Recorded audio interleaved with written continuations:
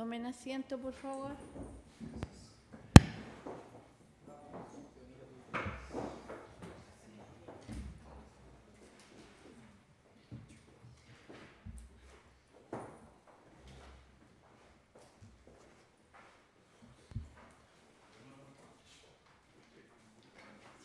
Reanudamos la audiencia entonces, verificando la presencia de todos los intervinientes. El tribunal en su composición original y vamos a esperar que pongan a disposición en la sala los imputados.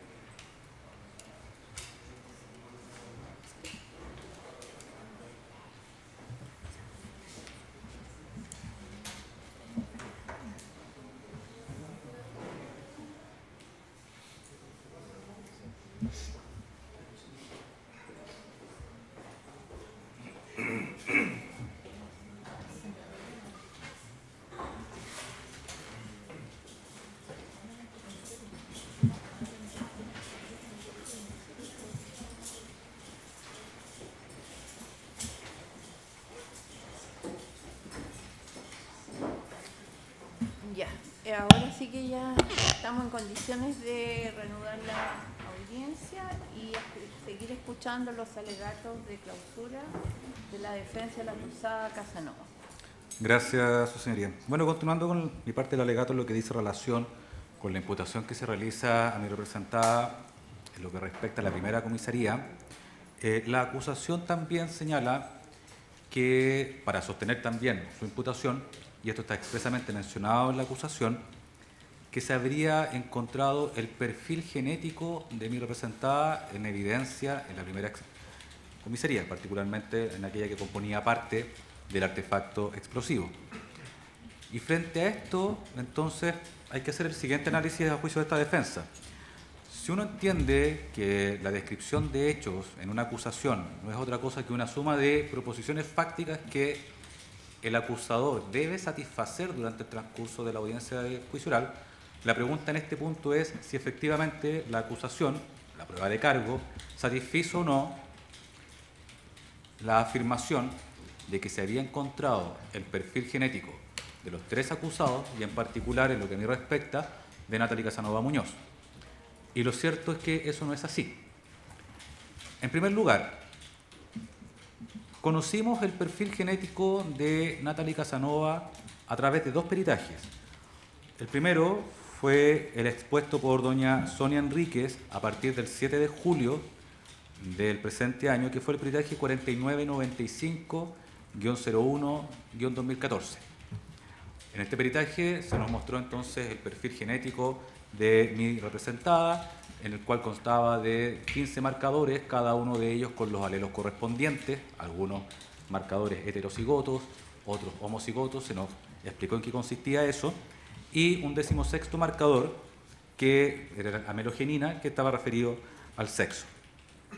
Otro peritaje también nos mostró el perfil genético de mi representada, que era el peritaje expuesto por doña Macarena Escobar el 22 de agosto, que es el peritaje de 24/16-1, etcétera, etcétera.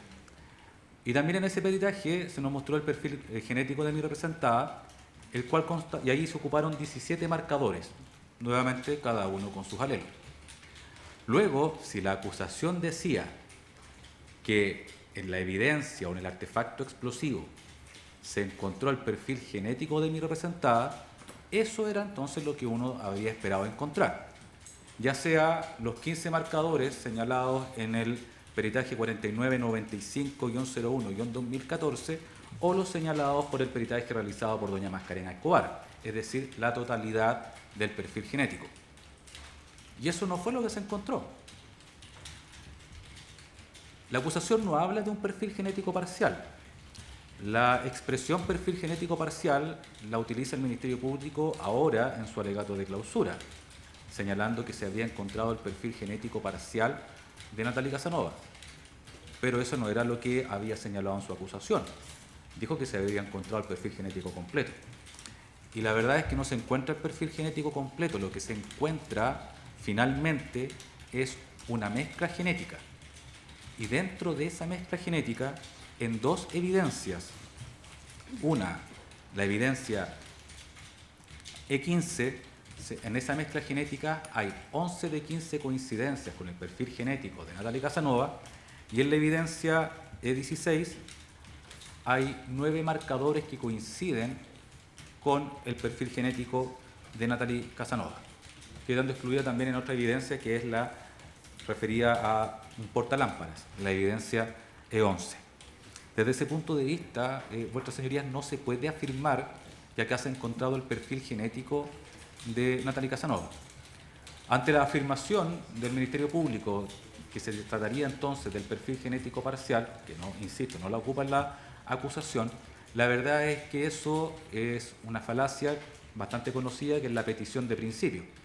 Porque el Ministerio Público, para afirmar que se trata de un perfil genético parcial, está partiendo de la base que se ha acreditado que es el perfil genético de Natalia Casanova, pero parcial, que es precisamente aquello que estamos discutiendo. Es decir, parte de la base que se encuentra acreditado aquello que es precisamente que se está discutiendo. Y la verdad es que no hay base alguna para sostener eso. ¿Por qué? Porque en estos peritajes de carácter comparativo, todos los peritos, todos, y también el testigo experto Manuel Wong, señalaron que las recomendaciones internacionales decían relación, o sugerían, o establecían, mejor dicho, la realización de una valoración estadística. Doña Sonia Enríquez nos dijo que ese paso siguiente relacionado a la valoración estadística, si me da un momento, señoría, por favor.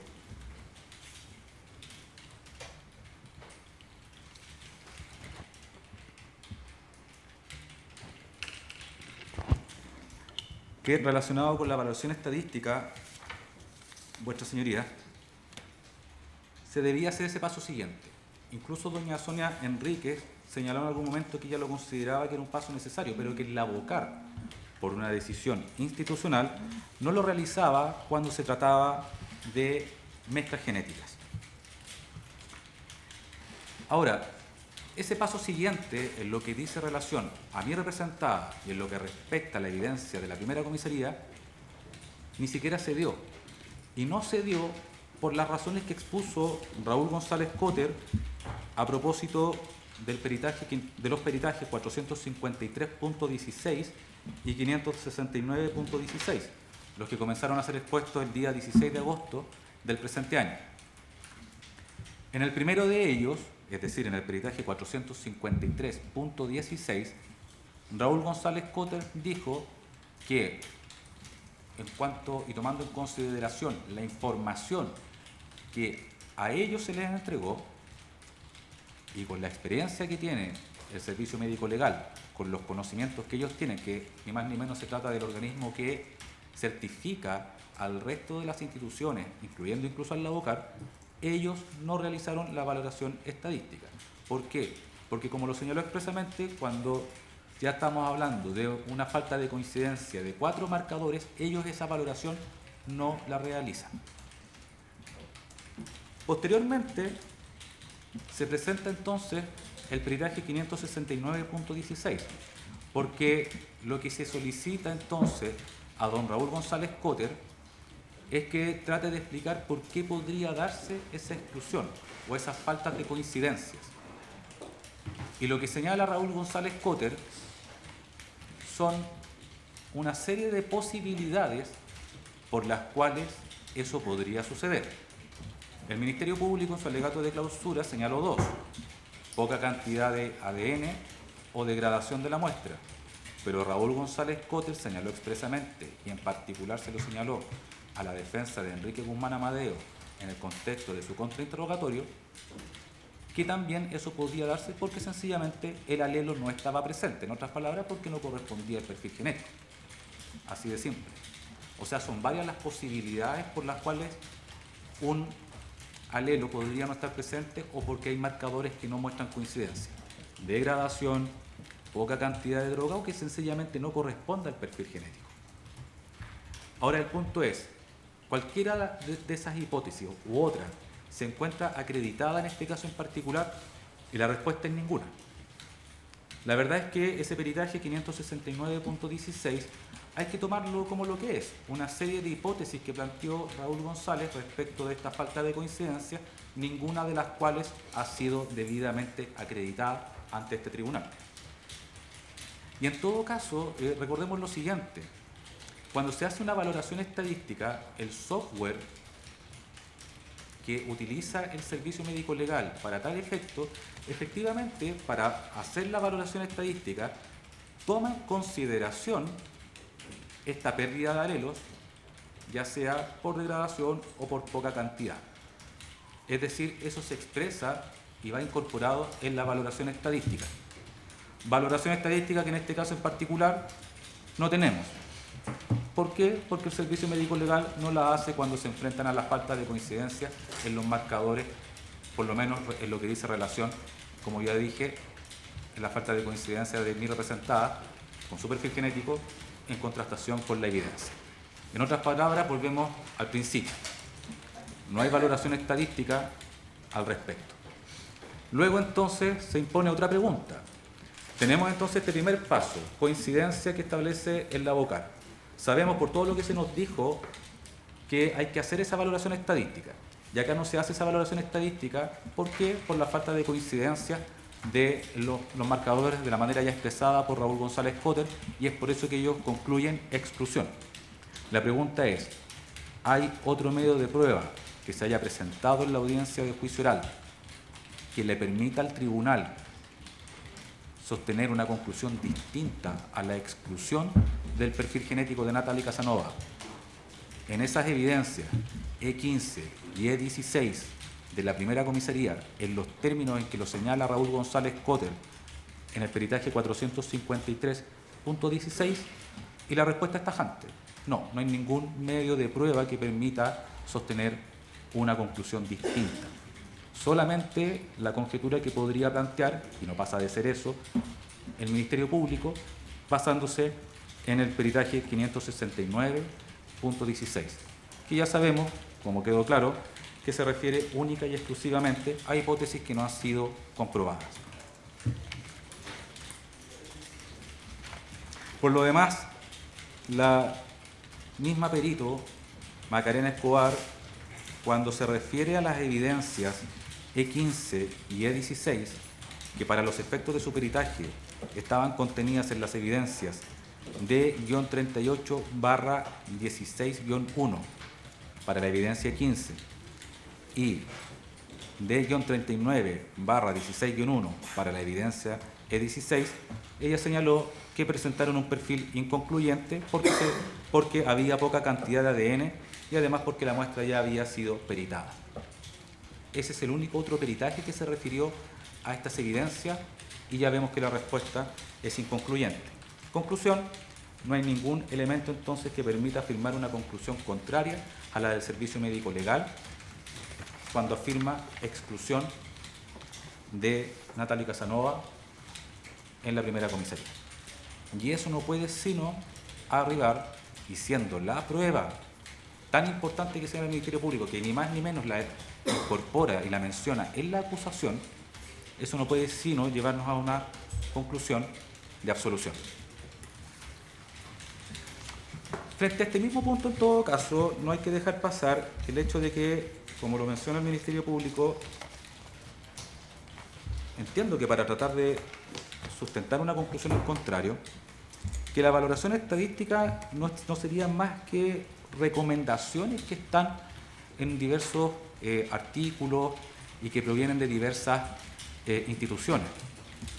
Pero la verdad es que cuando hablamos de recomendaciones no estamos hablando de meros consejos. No estamos hablando de que acá hayan instituciones de que le estén aconsejando a los peritos a hacer tal o cual cosa. Porque en el fondo de lo que estuvimos discutiendo, de lo que se estuvo hablando, de lo que se le expuso al tribunal durante ese mes y medio de genética forense, no fue sino otra cosa que quizás no se mencionó expresamente, pero no es otra cosa que lex artis. De lo que se le expuso al tribunal durante ese mes y medio, fue el estado actual de la genética forense. Cómo se hacen las cosas en genética forense, cómo se analizan las mezclas genéticas, es eso. Por mucho que acá se digan son recomendaciones, porque claro, son eso, aquí no hay ni una ley que los obligue a realizar eso. Y la verdad es que todo esto a nosotros los abogados no debería extrañarnos para nada. La pregunta es ¿por qué cada uno de nosotros destina parte de su sueldo a armar su pequeña biblioteca? ¿Por qué estudiamos? ¿Por qué compramos libros? ¿Por qué citamos autores? Siendo que no es obligatorio hacerlo, nadie está obligado a citar a un autor en particular. Lo hacemos porque queremos estar primero al tanto de cuál es el estado del arte en materia, por ejemplo, de dogmática penal, en materias procesales penales. Reconocemos que ciertos manuales son el producto, o ciertos artículos son el producto de una investigación, de un estudio, de una reflexión. Reflexión que desemboca entonces en la publicación de un libro, de un artículo que es sometido a la comunidad jurídica y particularmente esa comunidad, de acuerdo a la razonabilidad de esos argumentos que allí se exponen y particularmente a la utilidad que tengan esos argumentos para resolver casos que se nos puedan presentar en el día a día, van siendo desestimados o no por parte de cada uno de los abogados, particularmente por parte de los tribunales. Eso es lo mismo que se nos estuvo exponiendo durante un mes y medio. Lex artis, el estado actual del conocimiento en materia genética forense, y todos ellos estuvieron de acuerdo en que lo que se recomendaba por parte de estas instituciones, por parte de los autores que se han encargado de estudiar sobre el tema, con base a su estudio, con base a su reflexión, con base a su experiencia, es decir, haga la valoración estadística. Es la mejor forma y es la única forma, por ejemplo, de descartar cuestiones como las coincidencias azarosas. Por eso, que hay una valoración estadística en lo que dice relación con los dominicos, en el mismo peritaje 453.16. Y por eso, por la experiencia que tiene el Servicio Médico Legal, que ellos no hacen en lo que dice relación con Natalia Casanova, la valoración estadística en lo que dice relación con la evidencia de la primera comisaría. Y por eso que terminan excluyendo su perfil genético en esa evidencia. Luego, sería claramente contradictorio sostener una conclusión contraria, sostener que, que ese peritaje 453.16 es completamente válido lo que dice relación con los dominicos, con todas las conclusiones de las cuales ya me hice cargo, pero no así en lo que dice relación con Natalia Casanova en la primera comisaría, cuando sostiene que hay una exclusión. Claramente sería contradictorio sostener lo contrario en la forma en que entiendo, al menos, entendí que pretende el Ministerio Público.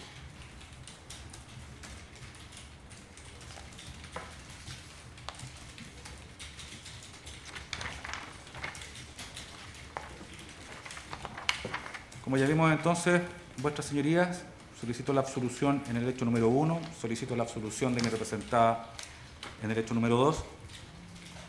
Y ahora paso a hacerme cargo también del hecho número 4.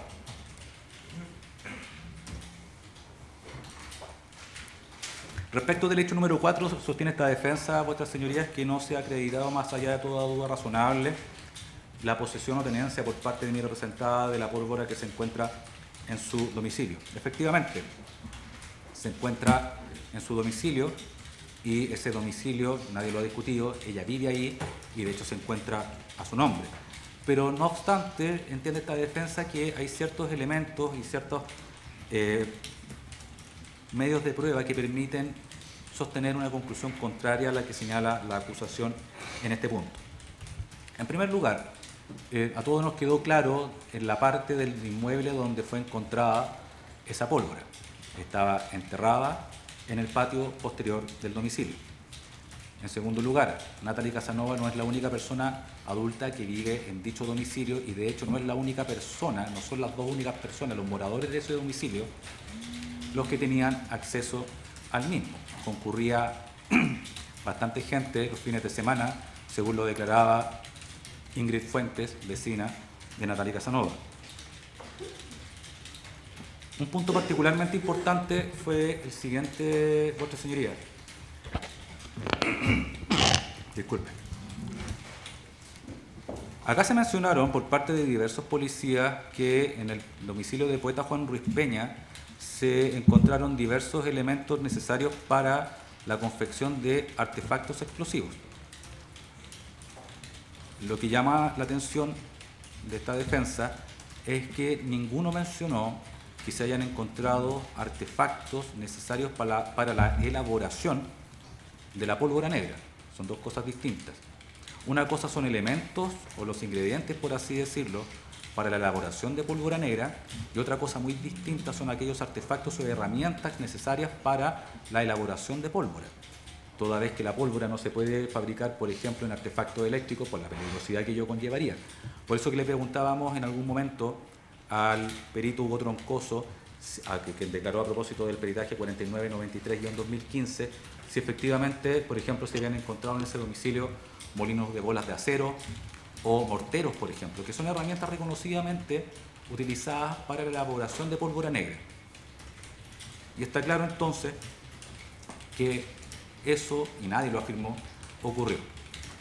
Desde ese punto de vista, entonces, también se puede sostener y concluir que efectivamente la pólvora negra no era elaborada en Poeta Juan Ruiz Peña, que era elaborada por otras personas y llevada a ese lugar, lo que también va disminuyendo la prueba respecto a lo que dice en relación con la acusación de mi representada en cuanto a la disponibilidad o capacidad de custodia en lo que dice en relación con la pólvora negra.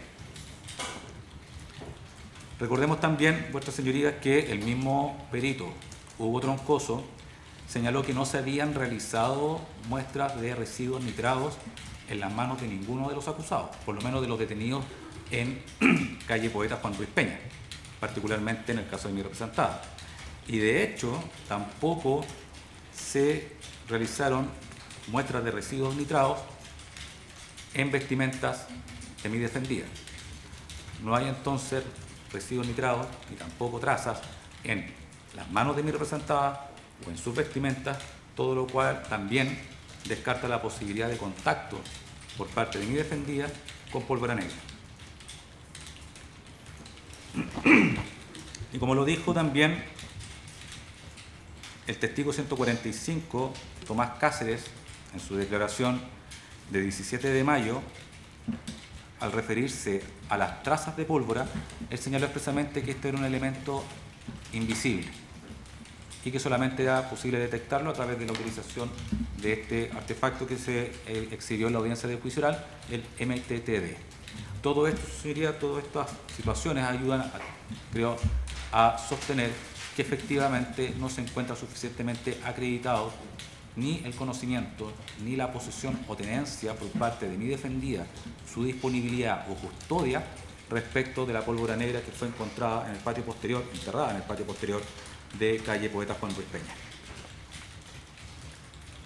Ahora, como dije, vuestras señorías, no solamente me iba a hacer cargo de aquella prueba que exclusivamente se refería a cada uno de los hechos por los cuales está siendo acusada por los cuales fue acusada mi representada, sino que también hay prueba que yo creo que bien vale la pena referirse a ella, toda vez que se refiere a todos los hechos en general, en lo que a Natalia Casanova respecta.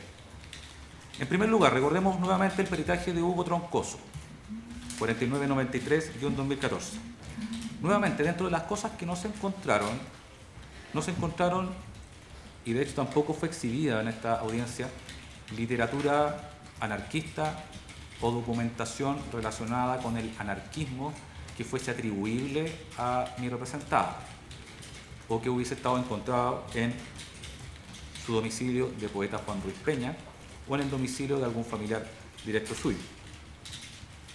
Recordemos también que hubo otros elementos que fueron incautados en poeta Juan Ruiz Peña porque en principio aparecían como sustancias o artefactos que se podrían utilizar para la elaboración de explosivos, pero finalmente de todo nos quedó claro que no tenían ninguna relación con los artefactos explosivos. Por ejemplo, estos sachets con la marca Burner Firestarter, que finalmente fueron analizados por el perito Guillermo Alcántara, perito 47, y quien declaró el 17 de mayo del presente año, que analizó estos 11 sachets Burner Firestarter, la evidencia ET-16, NUE 2548156, y llegó a la conclusión de que se trataba básicamente de hidrocarburos. Sabemos que la utilización de estos artefactos explosivos no intervino la utilización de sustancias provenientes de hidrocarburos. Declaró también el 7 de septiembre el perito 55 Justo Santiago Andrade, un perito que venía de la Universidad Católica. Y este perito señaló, y esto hay que relacionarlo a su vez con el peritaje 2503-2015, expuesto por el perito 9, Raúl Cáceres Serrano, el mismo día, es decir, el 7 de septiembre. Porque ¿qué fue lo que dijeron ellos? Lo que señalaron en definitiva es que ellos hicieron una comparación, o mejor dicho, enlazando ambos peritajes, se hace una comparación entre la pólvora deflagrada de los diferentes artefactos explosivos. Y efectivamente se afirma la similitud de la pólvora de algunos artefactos. Pero lo importante para lo que me concierne, y en esta parte de mi alegato, es que la pólvora que se encuentra en poeta Juan Ruiz Peña no pudo ser comparada con la de los artefactos explosivos. Es decir, no hay ningún peritaje que permita acreditar que efectivamente la pólvora encontrada en poeta Juan Ruiz Peña fue aquella utilizada o parte de la que se utilizó para la elaboración de los otros artefactos explosivos, por ejemplo en los domínicos, por ejemplo en la primera comisaría, por ejemplo en escuela militar. De hecho, el perito Raúl Cáceres Serrano señaló que ambas muestras entre sí, toda vez que la pólvora encontrada en poeta Juan Ruiz Peña fue encontrada en 2 bolsas, ambas muestras entre sí mostraban tal dispersión en cuanto a su composición que podrían provenir de una fuente distinta. Y eso reafirma lo que dije a propósito del hecho número 4. Si provienen de fuentes distintas, muy probablemente es que hayan sido realizadas por personas distintas, porque sabemos por máximas de experiencia que las personas tienden a realizar las cosas de la misma manera, casi de manera instintiva. Y desde ese punto de vista, vuestras señorías entiende esta defensa, que también ese es un antecedente que nos permite presumir que la pólvora era elaborada por personas distintas y ante la inexistencia de herramientas necesarias para la elaboración de pólvora en un domicilio distinto al de poeta Juan Ruiz Peña, domicilio de mi defendida. Hay que hacer presente también que estos peritos dijeron que no fue posible hacer la comparación entre la pólvora de poeta Juan Ruiz Peña con la de los artefactos explosivos, puesto que no estaba deflagrada. Pero recordemos que existió la posibilidad de hacer esa comparación. porque había muestras deflagradas de la pólvora encontrada en Poeta Juan Ruiz Peña. Y esto quedó claro con la declaración del perito 42, Claudio Constanzo.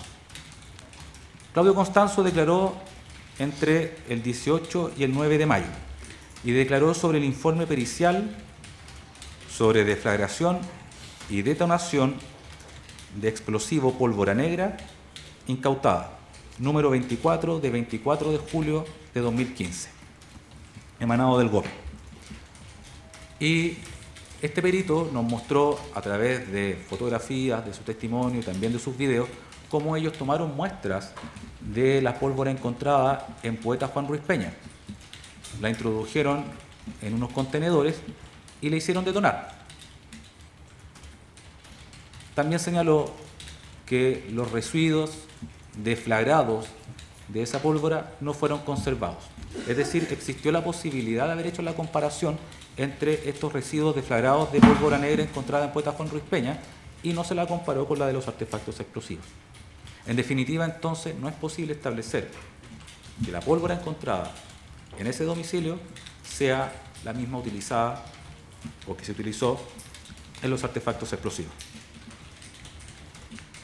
Otro peritaje de carácter comparativo fue el 4899-2014, expuesto por el perito número 2, Marcos Fuentes Díaz, a partir del 20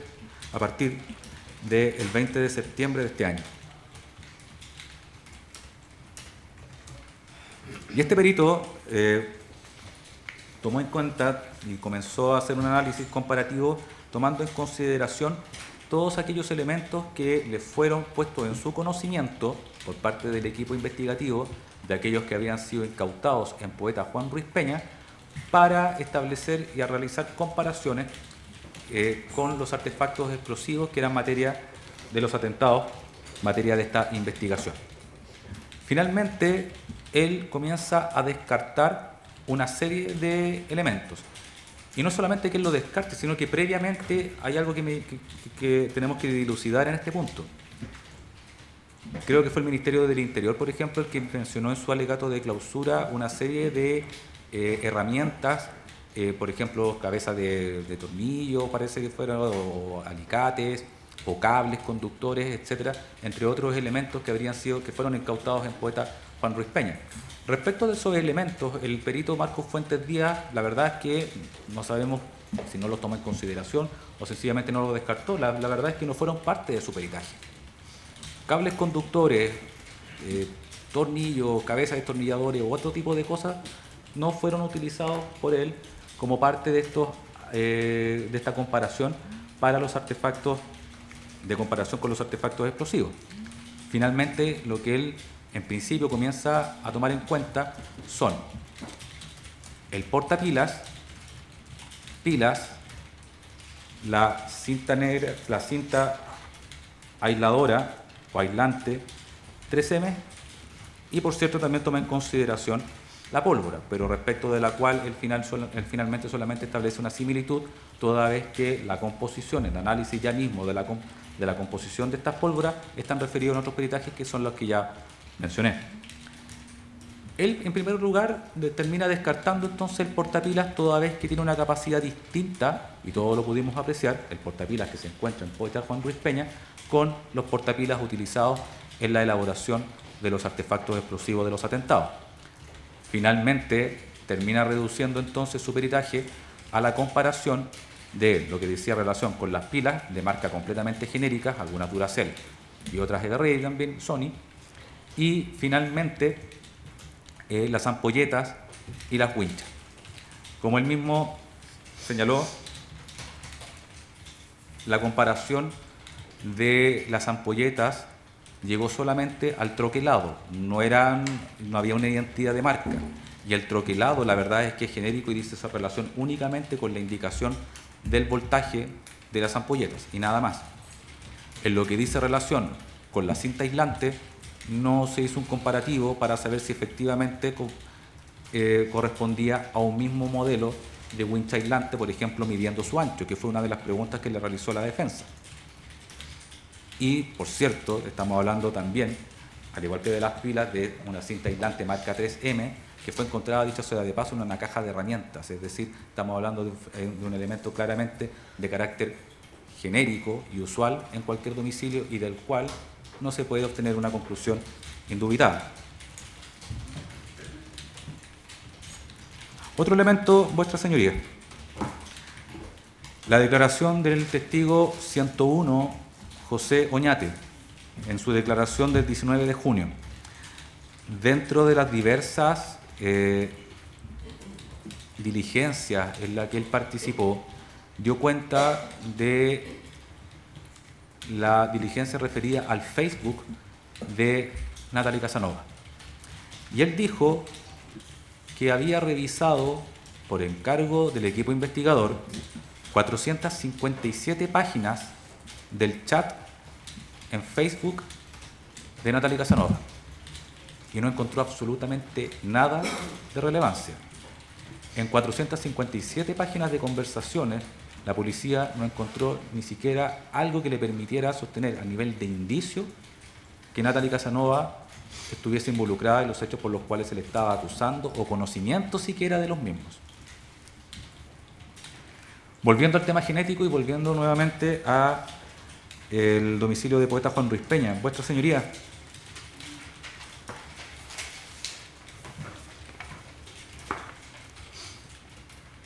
la perito Sonia Enríquez, a propósito del peritaje 4993-02-2014, sobre el que expuso el 3 de agosto del presente año, ella dijo que analizó evidencia genética encontrada a su vez en evidencia encontrada en el domicilio de poeta Juan Ruiz Peña. Respecto de la evidencia ET-1, un Napoleón, dijo que se encontró una mezcla genética en la que fueron excluidos Natalie Casanova, Juan Flores y Guillermo Durán. Respecto de esta misma evidencia, el Napoleón, la perito del Servicio Médico Legal, doña Macarena Escobar, señaló que contenía tantos alelos que no se pudo hacer una valoración. En la evidencia ET-10, y volviendo al peritaje de doña Sonia Enríquez, 4993-02-2014, en la evidencia ET-10, un alicate, fueron excluidos Natalie Casanova y Guillermo Durán. En la evidencia ET-12, pilas y ampolletas, también fue excluida Natalie Casanova. En ET-14, un alicate también fue excluida Natalie Casanova.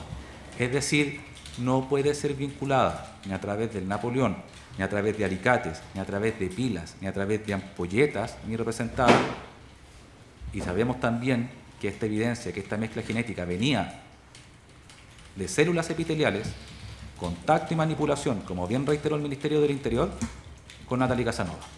Luego no puede establecerse que Natalie Casanova haya manipulado, haya tocado dichas evidencias que en principio se dijo que serían utilizadas o estaban destinadas a ser utilizadas para la elaboración de un artefacto explosivo. Respecto del Napoleón, sobre este punto también declaró nuevamente el perito Marcos Fuentes Díaz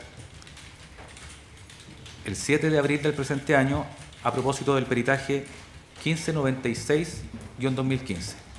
Y Marcos Fuentes Díaz lo que dijo fue que habría establecido en primer lugar identidad entre las esquirlas que contenía el artefacto explosivo de la primera comisaría con el de la 39ª comisaría. Eso lo señaló expresamente acá. En lo que a mí concierne, lo importante es que también señaló que no era posible establecer similitud con las esquirlas del artefacto explosivo de la primera comisaría con las esquirlas, muestras testimonio obtenidas con la utilización del Napoleón encontrado en poeta Juan Ruiz Peña. Expresamente señaló, los fragmentos testigos presentan diseños y trazas instrumentales distintas a las esquirlas incriminadas.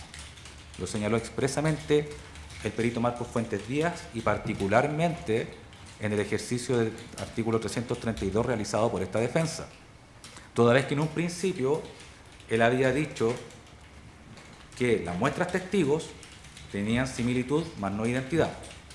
Cuando se le exhibe su peritaje, ahí él corrige y efectivamente señala esta última conclusión, que no, ni siquiera a nivel de similitud se puede establecer una coincidencia entre las muestras testigos del Napoleón incautado con las esquirlas encontradas en el artefacto explosivo de la primera comisaría.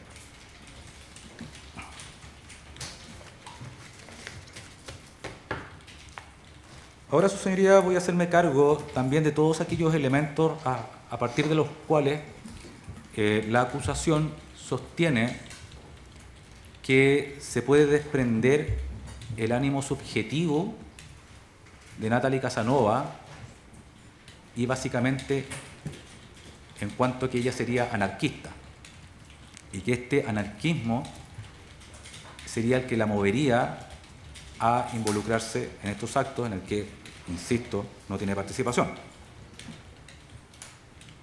Yo sostengo, su señoría, que la verdad es que, más allá de lo que señala el Ministerio Público, y también lo recalcó mucho el Ministerio del Interior, la Universidad Católica y también el Metro, sostengo que ni siquiera se ha acreditado qué es lo que piensa Natalie Casanova, ni siquiera de cerca, que no hay medios suficientes para establecer ello, y que toda la prueba que se refiere a ese punto es de una vaguedad que la verdad es que no puede ser establecida por parte, ni siquiera puede ser valorada por parte del tribunal, o mejor dicho, debiese ser desechada por parte del tribunal para sostener que efectivamente mi representada sería anarquista en los términos que lo señalan los acusadores.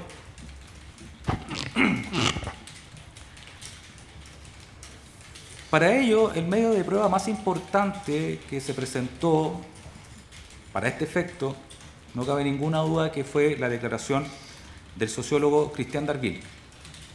Christian Darville, que se desempeña en el Ministerio Público, en la unidad de lavado de dinero, delitos económicos y crimen organizado. Él señaló en su declaración que el objetivo de su informe era el siguiente, comillas, describir a los grupos u organizaciones denominados Conspiración de las Células del Fuego y Conspiración Internacional de la Venganza, su modus operandi, formas, características, y esclarecer, si las hubiere, la relación entre estos grupos y los atentados que son materia de esta causa. Finalmente, entonces, cuando él llega a las conclusiones, él nos expuso en primer lugar y muy extensamente y didácticamente la existencia de estos dos grupos, la conspiración de las células del fuego, la conspiración internacional de la venganza. Nos mostró también en la pantalla las diversas corrientes anarquistas que existen, anarquismo clásico, anarquista contemporáneo, etcétera, etcétera. Y finalmente terminó concluyendo que, en primero, que estos dos grupos, la conspiración de las células del fuego y la conspiración internacional de la venganza, adscribirían a el anarquismo insurreccionalista de corte nihilista individualista. Básicamente esa fue su descripción de la doctrina que inspiraba a estos grupos. Posteriormente, y ya en lo que toca a los acusados y en particular a Natalie Casanova, él señaló, primero, que no era posible ni descartar ni afirmar que ellos comulgaran con estas corrientes. En otras palabras, no sabemos, porque finalmente esa es la respuesta. Cuando un perito dice no puedo afirmar ni descartar, sencillamente dice no sé. No puede pronunciarse en ningún sentido respecto de que Natalie Casanova efectivamente comulgue con esta corriente anarquista, nihilista, insurreccionalista de corte individualista. Y tampoco no hay ningún elemento que permita sostener ya no solamente el hecho de que compartan la ideología, sino que tampoco, en primer lugar, no hay ya ningún elemento que permita sostener la incorporación de mi representada, y ni siquiera la autoadscripción de mi representada a estos grupos o a sus corrientes doctrinarias. Finalmente, lo que termina diciendo el perito Cristian Darville es que, si bien no se puede establecer que ninguno de los acusados, y en particular Natalie Casanova, no adscriben alguna de estas corrientes, sí dice que profesan la ideología anarquista. Y ante una pregunta de esta defensa, en el contrainterrogatorio, dice que son anarquistas en términos generales, que eso es básicamente lo que se puede señalar. No los puede subsumir en ninguna de las figuras que nos mostró él mismo respecto de cada una de las corrientes anarquistas. Me refiero a la lámina 6 del otro medio de evidencia material 262 que le fue exhibido por parte del Ministerio Público. Entonces él dice anarquismo en términos generales o anarquista en términos generales serían estas personas. Para referirse a ello, él dice que toma en consideración los antecedentes de la carpeta de investigación. ¿Cuáles serían estos antecedentes que él sí tomó en cuenta? Primero, elementos encontrados en el domicilio de Alsacia. Partamos por lo obvio. Domicilio que no corresponde a mi defendida y que nunca se acreditó ni siquiera tampoco a nivel de indicio que mi representada haya tenido acceso a ese material. De hecho, tampoco fue presentado en esta audiencia de juicio oral material de características similares que se hubiese encontrado en el domicilio de mi representada, en Poeta Juan Ruiz Peña. Entonces vamos descartando estos antecedentes. Ese material no puede ser vinculado a mi defendida, ni siquiera se ha señalado que ella haya tenido acceso a ese material. Segundo, ¿y qué es lo que sigue mencionando entonces Cristian Darville? La declaración de 3 testigos en la carpeta de investigación. Serían Delia Amadeo, madre de Enrique Guzmán, Pablo Ibarra, cuñado de Natalie Casanova, y una vecina, María Sepúlveda Ponce. En las declaraciones de estas 3 personas que están en la carpeta de investigación, el perito Darville también apoya sus conclusiones. De estas 3 personas, la única que declaró finalmente en la audiencia de juicio oral y que tuvo posibilidad de dar razón de sus dichos fue Pablo Ibarra, cuñado de Natalie Casanova. Pablo Ibarra señaló en la audiencia de juicio oral que, primero, él nunca vio algún tipo de ideología u opinión por parte de Natalie Casanova en que se validaran salidas violentas o uso de violencia como forma de propagar sus ideas. Él básicamente recondujo, por ejemplo, el anarquismo, porque él sostuvo que efectivamente a su juicio Natalie Casanova sería anarquista. ¿Y a qué lo reconducía él? ¿En qué fundaba él esas afirmaciones? En la música que escuchaban, y nombró a una serie de grupos, por ejemplo, la Polla Records, si mal no recuerdo, entre otros, para sostener entonces este carácter. Ahora, ante la insistencia del Ministerio Público respecto de qué es lo que había dicho sobre este tema en la Fiscalía, él dijo, cuando se le fue exhibida su declaración en Fiscalía, están en contra del Estado, refiriéndose a Natalie Casanova y Juan Flores, y también están en contra de la explotación del hombre por el hombre. Porque yo decía hace un rato, su señoría, que estas afirmaciones son completamente vagas, porque la verdad es que cuando una persona dice que respecto de otra, ni siquiera está refiriéndose a sí misma, una persona está refiriéndose respecto de otra que está en contra del Estado, en primer lugar habría que ver qué concepto de Estado tiene esa persona. Y esto no se trata de ponerse particularmente riguroso, porque ni siquiera un estudiante de Derecho, y particularmente de Derecho político, si le hacen la pregunta, defíname Estado, yo creo que comenzaría ya con un ataque de pánico en un examen final de Derecho político o de Derecho constitucional, ante las diversas definiciones de Estado o conceptos de Estado que quizás se han establecido en doctrina. Y de ahí ya ni siquiera con la pregunta siguiente, distíngame Estado de gobierno o distíngame Estado de gobierno y nación. ¿Qué se quería decir cuando una persona como Pablo Ibarra decía a propósito de otra persona que estaba en contra del Estado? No tenemos idea y es una afirmación absolutamente vaga. Segunda afirmación, estaba en contra de la explotación del hombre por el hombre. Y aquí no es necesario ser abogado y no se trata de gestionar con el tema. Nadie razonable sostendría lo contrario. Nadie razonable sostendría, al menos no públicamente, que está a favor de la explotación del hombre por el hombre. Sí, a mí me parece bien que a la gente se le explote. Nadie sostendría eso. Y con esas solas afirmaciones, la verdad es que no se puede hacer ninguna distinción de grado entre un anarquista y cualquier otra persona.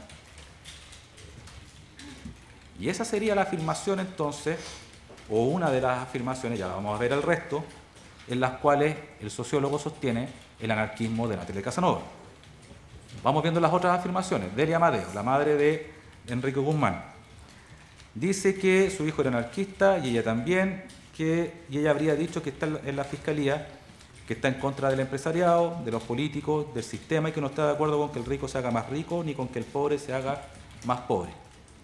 Respecto de que alguien esté en contra del empresariado, los políticos, el sistema, etcétera, la verdad es que es cosa de ver el estado actual de lo que se escribe en las redes sociales para establecer que no hay ninguna diferencia entre lo que habitualmente uno puede ver en redes sociales con lo que se está afirmando en este punto.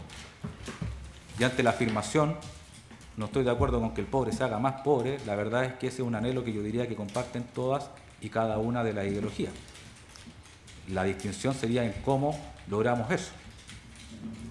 Y por último, la otra declaración sería la de doña María Sepúlveda Ponce, una vecina de Natalia Casanova, como fue individualizada por parte de Cristian Darville, quien habría dicho que en su declaración que Natalia Casanova estaba en contra del sistema de trabajo y de gobierno. Pero ante una pregunta de esta defensa, cuando se le pregunta, bueno, ante la afirmación de por qué Natalia Casanova le habría referido a esta otra persona que estaba en contra del sistema de trabajo y de gobierno, era porque le causaba problemas el trabajo para estar con su hija. Esa era la razón de ser de esa afirmación, que el trabajo le causaba problemas para el cuidado de su hija. Y con eso se quiere afirmar el carácter anarquista de mi representada. Entonces vamos viendo, vuestras señorías, que la verdad es que son todas frases vagas, que no tienen ningún contenido y que de ellas no se puede obtener una conclusión, ni siquiera a modo de indicio, respecto de cuál sería verdaderamente el pensamiento político de mi representada. Se ha hecho mucho hincapié por parte del Ministerio Público y otros acusadores respecto de las cartas que se habrían encontrado en Alsacia y que son atribuidas, una de ellas, o dos de ellas, no recuerdo, a mi representada. A mí lo que me llama la atención es lo siguiente, vuestra señoría. El material digital que fue parte del peritaje de Cristian Darville fue incautado también, entiendo, el 6 de abril del 2015, cuando se produce la detención de Enrique Guzmán. Y ese día también las cartas fueron incautadas. También el 6 de abril del 2015. Entonces ya formaban parte de la carpeta de investigación. Y Cristian Darville no las mencionó como parte de su peritaje. Esto nos genera dos preguntas. La primera, evidente, ¿por qué no las tomó en cuenta? Y frente a eso solamente caben dos posibilidades. Una, o la revisión de la carpeta de investigación no fue tan exhaustiva, y en ese caso todas sus conclusiones la verdad es que van perdiendo mérito, o las observó y sencillamente no les dio importancia, porque si no las habría valorado como parte de su peritaje. Sea cual sea la razón, la verdad es que no formaron parte de su peritaje y de allí no se pueden obtener mayores conclusiones a juicio de esta defensa. Puede ser, y esto es una elucubración, que quizás el sociólogo Darville las vio y no les dio importancia porque estaban escritas en el contexto de una privación de libertad, porque recordemos que ese era el contexto es que fueron escritas esas cartas. Y puede ser que él se haya concentrado en todos aquellos materiales anteriores a la detención de los imputados que pudiese establecer previamente a su detención cuál era su ideología. Quizás fue eso, es una elucubración porque no lo dijo, no lo explicó y no tuvo la oportunidad tampoco de explicarlo. Punto objetivo, esas cartas no fueron materia del peritaje. También se ha mencionado por parte de los acusadores el siguiente punto, la iconografía correspondiente a los rayados encontrados y que se pudieron observar en Poeta Juan Ruiz Peña y en el domicilio de Cerro Marmolejo. Nuevamente relacionado con el punto anterior, tampoco fueron parte del peritaje de Cristian Darville. Los rayados de Poeta Juan Ruiz Peña fueron fijados fotográficamente, lo sabemos, a través de los peritajes que comienzan con 4993, que son los que corresponden a Poeta Juan Ruiz Peña. Ese día se constituyeron en el lugar equipos del GOPE, del LABOCAR, del DIPOLCAR y particularmente también peritos fotógrafos. Y todas esas fotografías de ese domicilio, incluyendo los rayados, estaban en la carpeta de investigación. Y por lo visto, una de dos, o no fueron observados por parte de don Cristian Darville, o no los consideró relevantes para su peritaje. Finalmente, entonces, su señoría, tenemos que mi representada sería en la afirmación de Cristian Darville que a juicio de esta defensa, y por las razones que ya dije, se dice que sería anarquista en términos generales. Yo diría que ni siquiera se ha acreditado que sea anarquista. Pero aun cuando se quiera insistir en su anarquismo, solamente se ha llegado a ese punto, por lo que dijo Cristian Darville. Anarquismo en términos generales. Y la verdad es que eso tampoco nos dice absolutamente nada de lo que piensa esa persona, si se quiere llegar a esa conclusión. Haciendo un símil, su señoría, creo que decir que alguien es anarquista en términos generales es como decir que alguien es cristiano en términos generales. La verdad es que no se dice absolutamente nada con eso. Todos sabemos las diversas corrientes que existen al interior del cristianismo, por ejemplo, y que tienen diferencias irreconciliables entre ellas. Por ejemplo, el reconocimiento de la autoridad papal, en el caso de los católicos. E incluso en el caso de los católicos hay diversas corrientes que, si bien profesan el catolicismo, lo viven de manera distinta.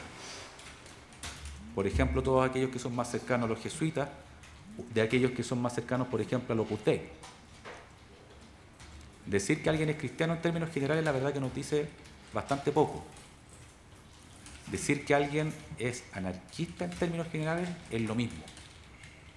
Sobre todo si se basa en las afirmaciones tan vagas que fueron expuestas por el peritaje de Cristian Darville, que, como ya dije, son generalidades y son frases vacías cuyo contenido, la verdad, desconocemos absolutamente.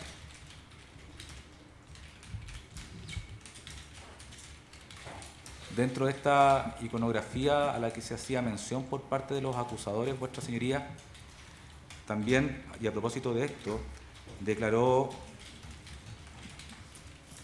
el perito 54 por el peritaje 2584-2015. A propósito de las diversas fotografías que estaban en Poeta Juan Ruiz Peña y en Cerro Marmolejo. En esta parte de su declaración, del 27 de septiembre del presente año, se le fueron exhibiendo diversas fotografías y particularmente una fotografía que estaban contenidas en el otro medio de prueba y evidencia material 173. En la foto número 15, por ejemplo, se leía AMBI, y en la foto número 16 se leía, por ejemplo, en un graffiti, en una de las paredes de Poeta Juan Ruiz Peña, el nombre Antonio, que una de las personas que vino a declarar, y particularmente el cuñado de mi representada, don Pablo Ibarra, lo asoció con el nombre del hermano menor de mi representada, Antonio. También se veían esos nombres, por ejemplo, uno que no alcanzaba a terminar de leerse, que era Milla, y que Pablo Ibarra lo relacionó con el nombre de su hija Millaray. Y este mismo perito se le preguntó también por una imagen que se observaba en la foto número 16, que era también el nombre Antonio, y al lado de ese nombre Antonio una figura también dibujada en uno de los dormitorios, con una figura que él identificó o asoció ante una pregunta de la defensa con una serie de dibujos animados, Dragon Ball. Entonces, ¿qué es lo que nos dice esto?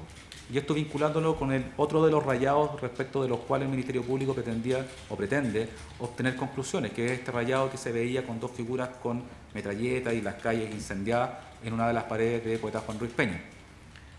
Al parecer, algunos de los acusadores entendieron que acá se estaba tratando de vincular ese mural a menores de edad, a que podrían haber sido escritos o realizados por niños. La verdad es que esa nunca ni siquiera fue la intención por parte de esta defensa, porque la verdad es que no sabemos quién hizo ese mural, quién hizo esos dibujos.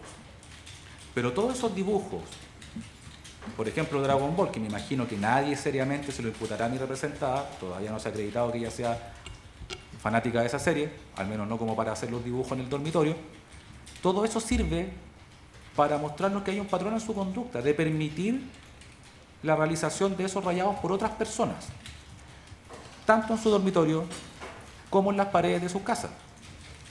Y eso nos permite también entonces a presumir y a entender que no se puede atribuir a ella la realización de ese mural. Quizás obedece, al igual que los otros rayados que se vieron, y muy probablemente obedece eso así, como los otros rayados que se vieron en el domicilio de Poeta Juan Ruiz Peña, a un acto de mera tolerancia por parte de mi representada en orden a que se realicen esos dibujos en las paredes de su casa. Vuestra Señoría, con esta parte he concluido el análisis de lo que dice relación con los hechos por los cuales se acusa a mi defendida. Me resta todo lo relacionado con la calificación jurídica. La verdad es que nos queda media hora para la sesión de hoy. No alcanzo a exponer todo lo relacionado con la calificación jurídica en la media hora que resta. En ese sentido, y para evitar interrupciones, solicitaría entonces ya continuar en la sesión de mañana, si es que no hay oposición por parte del tribunal y tampoco de los intervinientes. Las demás partes, ¿algo que decir respecto a la petición del abogado defensor? Considerando que ayer señalamos que hoy día la jornada iba a ser hasta las 13 horas. La Fiscalía no tiene objeción. Sin objeción de este criado, no hay problemas. No hay inconveniente. Tampoco, señor presidente. Las defensas tampoco. Ninguno marcado. Ya. Entonces vamos a decretar un receso esta mañana a las 9 horas para que el abogado defensor de la acusada Casanova prosiga con su alegato.